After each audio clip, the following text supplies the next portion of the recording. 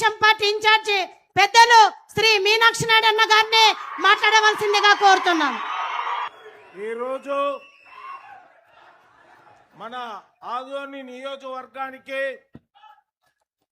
కార్యకర్తల సమావేశానికి విచ్చేసిన యువ నాయకుడు, మనందరి భావి భవిష్యత్తు నాయకుడు లోకేష్ బాబు గారు ఈరోజు రావడము ఆదోని నియోజకవర్గంలో ఉన్న ప్రతి తెలుగుదేశం పార్టీ నాయకుడు కార్యకర్తలకి ఎంతో సంతోషకరమైన రోజు. మనమందరూ కూడా గతంలో మనకి అధికారం లేనప్పుడు లోకేష్ బాబు గారి పాదయాత్ర బ్రహ్మాండంగా నిర్వర్తించాం. అన్ని నియోజకవర్గాల్లో 3 రోజులు జరిగితే మన నియోజకవర్గంలో 5 రోజులు లోకేష్ బాబు గారి పాదయాత్రని బ్రహ్మాండంగా నిర్వర్తించాం.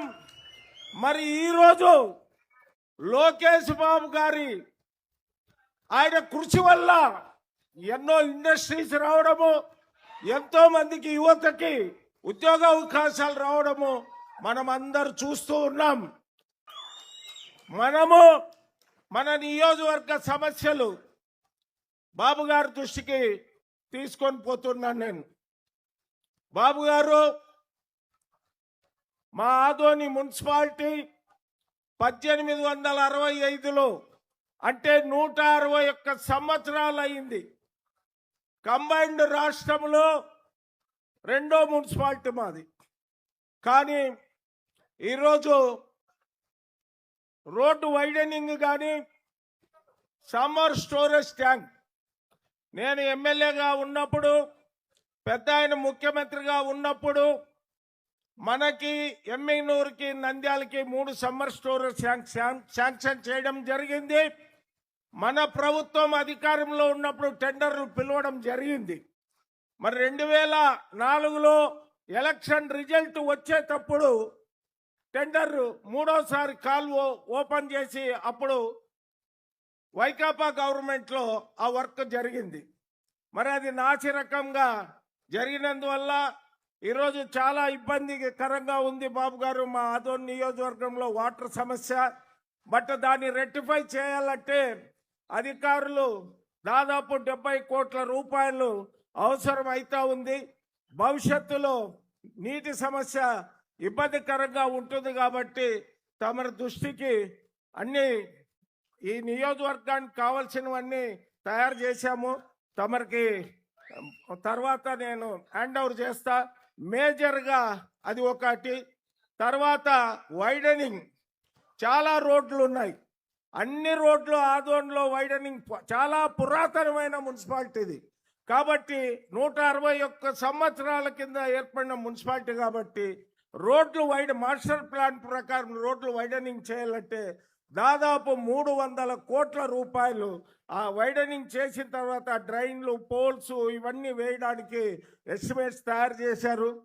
తర్వాత మేజర్గా తమరు విద్యాశాఖ మంత్రులు కాబట్టి ఆదోని నియోజకవర్గంలో ముస్లిం మైనార్టీలకి మన ప్రభుత్వ హయాంలోనే చేశాము. ఏదైనా కానీ ఎన్ని ప్రభుత్వాలు ఉన్నా ముస్లిం మైనార్టీలకి పెద్ద ఆయన నారా చంద్రబాబు నాయుడు గారి చలవ వల్ల ఆదోనికి ఎన్నో కార్యక్రమాలు చేశాం.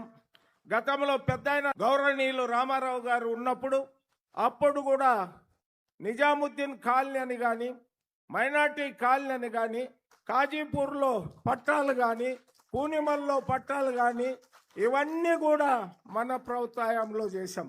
2014 నుంచి 2019 వరకు మన ప్రభుత్వం ఉన్నప్పుడు పెద్ద ఆయన దృష్టికి తీసుకొని పోయి ఆరేకళ్ళ దగ్గర minority resident school for girls 18 కోట్ల రూపాయలు ఖర్చు పెట్టి 18 కోట్లతో అది కంప్లీట్ అయ్యింది.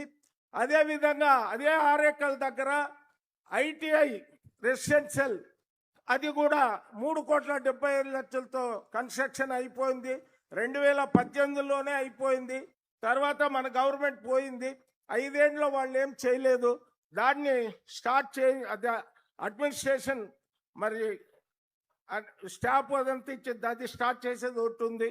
తర్వాత ఆదోన్ టౌన్లో ఉర్దూ జూనియర్ ఇంటర్మీడియట్ మన ముస్లిం అమ్మాయిలకి అది కూడా బిల్డింగ్ కంప్లీట్ చేశాం.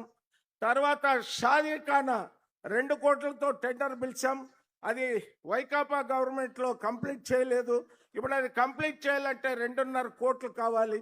తర్వాత ఈద్గా అది దానికి 2,60,00,000 జగన్ గారు జీవో ఇచ్చారు కానీ డబ్బులు ఇవ్వలేదు. అది కూడా ముస్లిం మైనార్టీలకు సంబంధించి అది కూడా చేస్తే, ముస్లిం మైనార్టీలకు సంబంధించిన బాలికల హాస్టల్ బాలుర హాస్టల్ కూడా 2 కోట్లు శాంక్షన్ చేయించి అది కొద్దిగా ల్యాండ్ ప్రాబ్లం వల్ల లింటర్ లెవెల్ వరకు వచ్చి ఆగిపోయింది. ఇవన్నీ మైనార్టీలకి చేశాం మనం. అవన్నీ కూడా వాళ్ళకి ఒక 10 కోట్లు మనం రిలీజ్ చేస్తే, ఆదోనిలో గతంలో కూడా బీజేపీకి మున్సిపాలిటీ చైర్మన్ టికెట్ ఇస్తే 8 వార్డులు ఉంటే ఆ రోజు నేను శాసనసభ్యుడిగా ఉన్నా 7 వార్డులో తెలుగుదేశం అభ్యర్థులు గెలిపించాం. 1 వార్డులో మాత్రము కాంగ్రెస్ గెలిచింది. ఓవరాల్గా 1,200 ఓట్లతో ఆ మున్సిపల్ చైర్మన్గా బీజేపీ వాళ్ళు ఆ రోజు గెలిపించాం. మరి ఈరోజు 2014లో పెద్ద ఆయన దగ్గర చాలా రోజుల నుంచి ఆదోన్లో ఒక సమస్య ఉంది. గవర్నమెంట్ డిగ్రీ కాలేజ్ కావాలని ఇక్కడ యూత్ చాలా ఒత్తిడి చేస్తున్నారు. పెద్ద ఆయన రామారావు గారు వచ్చినప్పుడు కూడా మాట ఇచ్చారు, మీరు కూడా ఆదోన్కి వచ్చినప్పుడు కూడా మాట ఇచ్చారని అంటే ఇమ్మీడియట్గా ఎలక్షన్ అప్పుడు మన సీఎం గారు అప్పుడు జీవో ఇచ్చారు. తర్వాత మన గవర్నమెంట్ పోయింది. తర్వాత ఇప్పుడు దానికి ఒక 5 ఎకరాలు ల్యాండ్ అక్విజిషన్ కూడా అయ్యింది. ఒక 10 కోట్లు ఆ బిల్డింగ్కి ఇస్తే ఆదోనిలో యూత్ యొక్క చిరకాల కోరిక మరి గవర్నమెంట్ డిగ్రీ కాలేజీ పక్కలో ఆలూరులో ఉంది, పక్కలో ఎమ్మినూరులో ఉంది, ఆదోనిలో లేదు. కాబట్టి ఇవన్నీ మా యొక్క ఆదోని ప్రజానీకానికి సంబంధించిన సమస్యలు.